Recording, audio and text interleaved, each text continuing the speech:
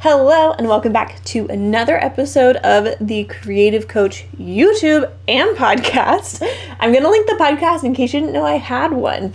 But full disclosure, for this episode, it probably is better that you would watch on YouTube because there's lots of visuals in this one. And today, as you saw by the title, I'm teaching you how to storyboard a shoot. So for this example, I am using a wedding. One, because a lot of my followers are wedding videographers, and two, a lot of people have attended a wedding. And so you can imagine what creating a storyboard for a wedding would be like. So first off, what is a storyboard? How do you use them? What are they good for? So a storyboard is something that you put together when you're planning a video shoot. So this is for my videographers out there, but it's also for people who are considering having a video done, either of their business, creating a commercial, anything like that. A storyboard is basically scene by scene, what do you think it's gonna look like? And you don't have to be an artist to do this, because trust me, I'm not, and you're gonna see that when I show you my little storyboard right here. But what it does is it kind of helps you wrap your mind around the shoot. What sets are you gonna need? What do you want the script to look like? What do you think people are gonna be saying during this time? And how do you want the edit to turn out in the end? What are the visuals you're going for, etc., etc., etc. So I'm gonna show you my really terrible wedding storyboard right here. So as you can see, it's just a bunch of squares, and that is basically what a storyboard is. You're always gonna start with just a ton of squares. I usually do 6 big squares per page. And these squares are essentially your scenes. So you can use as many pieces of paper as you want. This one is double-sided because I needed 2 pages to lay out a basic wedding story. So let's dive in and let me show you how it works so you can put this all together. So in my first square here, I have the venue. A lot of wedding films open up with a venue shot. Sometimes it'll open up with the couple. Usually it's the venue because you want to put people in the space. Like, where is this thing happening? Where am I? What's going on? It just kind of grounds the film a little bit. And then I have these boxes where I have them separated into 2 with a diagonal line. So I use this to know when I want a scene to transition into another scene, or when I want scenes to play with one another. I have walking through the venue, and this is supposed to be a hallway indoors, but listen, I'm not an artist and you don't have to be either. So I'm imagining, you're starting at the venue, then you're walking through the venue. So we're getting some venue details here. You're walking into the scene, and then you're gonna walk into where the bride is getting her makeup done. Then we're gonna roll into maybe the bride and groom wrote each other letters or have a gift for one another. That's a pretty common wedding thing to happen. So we have that, and I want to juxtapose him reading, her reading, or receiving the gift or whatever. So I kind of want to bounce back and forth. And then from here, we're kind of going into showing the bridesmaids together, the groomsmen together. Maybe they're dressed at this point, maybe they're still getting ready, kind of depends on how the day is laid out. But you can get creative with that and kind of bounce back and forth, building this tension. So that's why I have this square right here with an asterisk. I like to put asterisks. I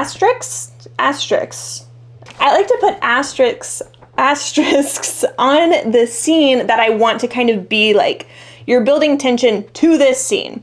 So in this wedding, we're going to assume that they're going to have a first look. So that's a big point in a wedding film, is the first time that they see each other.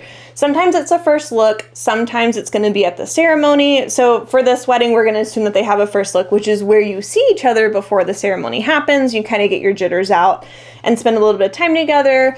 It's great too if you have a really tight timeline, you can get pictures beforehand instead of having to cram them all in during cocktail hour if you just don't have a ton of time, or if the sun is going to set or something like that. That's why people do this.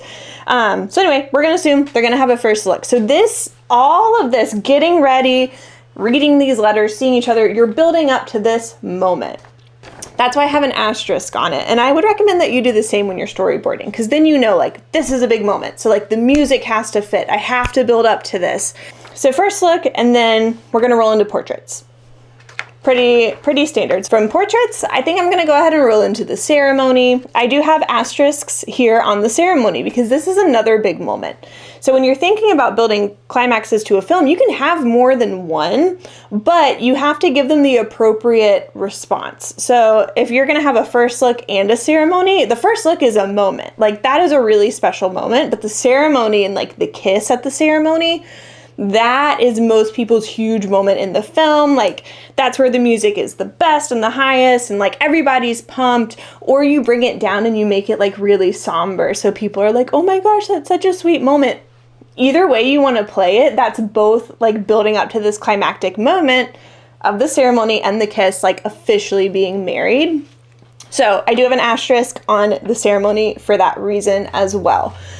And then after the ceremony, maybe more portraits, and I'm going to do some reception details, because what happens after the ceremony, people go to cocktail hour, you're shooting portraits with the couple, but then the next big event is the reception. Them coming into the reception is a super fun moment, and this kind of sets the tone for what all the reception footage is going to be. Once people enter the reception, they're usually going to go into like a first dance with the bride and groom, maybe their parents at this point, and they're going to do a toast and all those fun things. So those are all reception events. Some other things that are going to happen, everybody is going to get on the dance floor, like all the guests. It's the party, people are drinking, they're having a good time. There might be a bouquet and a garter toss. Not an artist, you guys. I'm not an artist, but I tried. And then you're going to have the grand exit. That's supposed to be people holding sparklers. So this is where storyboard's like really going to come in handy and pay off. Whether you're a new videographer or you're established, a storyboard like this helps you think through camera placement, audio, if you're going to set up lighting for the reception. Where is all that going to be? How is this going to work? So I'm going to take this little red marker here, and I'm going to go through and I'm just going to mark up where I want my cameras to be during certain scenes. Welcome to overhead recording on my phone, because for some reason I didn't think to like set up an overhead camera for this. But so for my first look, I want a camera off to the side. And I typically shoot it with 2 to 3 cameras. So I'm gonna say we're gonna have 3. So I've got my cameras. So this camera is shooting them straight on. This camera, so let's label them 1, 2, and 3. That's supposed to be a 3. So camera 1 is shooting the groom. Camera 3 is shooting on to the bride. And camera, that's supposed to be a 2. Camera 2 is shooting them both. So these storyboards are really nice when you want to like think through, okay, in an ideal scenario, where would I put my cameras? And this is going to help you prepare for the shoot, especially if this is a space that you've never shot in before. Maybe the wedding planner is going to send you like an outline of how everything is going to be set up. You can think through it and be like, okay, where do I want to place my cameras for all these things happening? So right here is your aisle, and then I'm going to assume that we have space to work around people, like they're not going all the way up to the wall. So what I would do is I'd probably set up camera 1, 2, and 3. So this is going to be, well, we'll label them this way so it's not as confusing. So camera 1 is going to shoot the groom.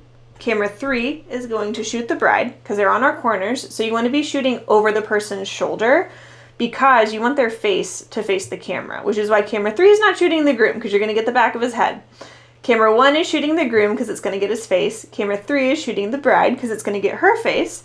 Camera 2 is going to be shooting both of them, just like this, down the aisle. If you've got a wider lens, you might even come out and capture like the people sitting in these front rows.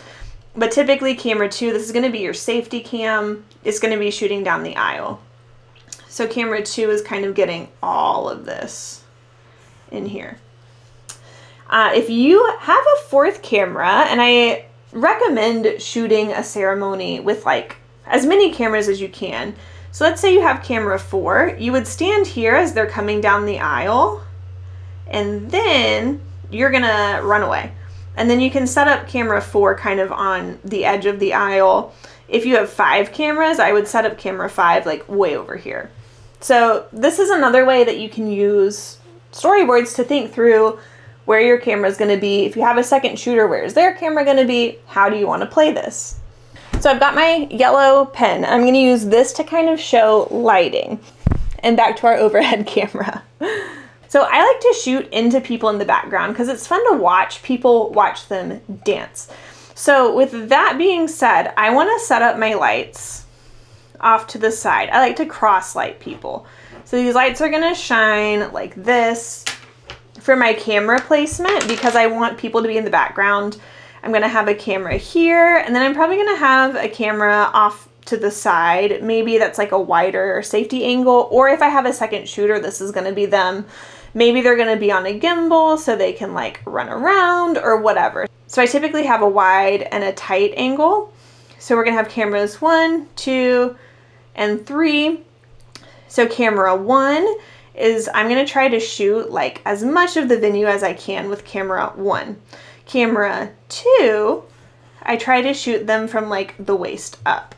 And then camera 3, if I have somebody, they're just gonna be running around. Maybe they're even shooting like guest reactions. Like sometimes I'll tell them just focus on the parents, get the parents' reactions to things, whatever. So for toasts, I'm usually gonna have a camera on the couple. Woo, we're sliding here. So that's gonna be camera 1. So camera 2 is gonna be on the speaker. If I have a third camera at all, it's gonna be on the crowd. So we're gonna assume that like the crowd's over here. And then as far as my lighting goes, I'm gonna light up the speaker, probably from where my second camera is gonna be, because I want this like shining on his face, right? And then I'm gonna cross light this to be on the couple and to give a halo on the back of the speaker's head. That looks really pretty, so you're crisscrossing your lights. I always crisscross my lights. I just feel like it gives the best like dramatic effect.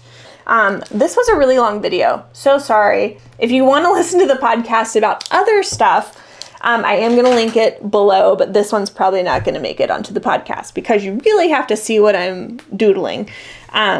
Anyway, I hope this helps. I hope it helps you think through where your camera placement needs to be. Maybe you can think through lighting a little bit as you're doing a storyboard for a wedding. And I hope this helps you go into your shoot confidently, knowing what kind of story you want to tell, and it ties into your editing. Check out my video on editing. It's going to be linked in the comments, and get to storyboarding.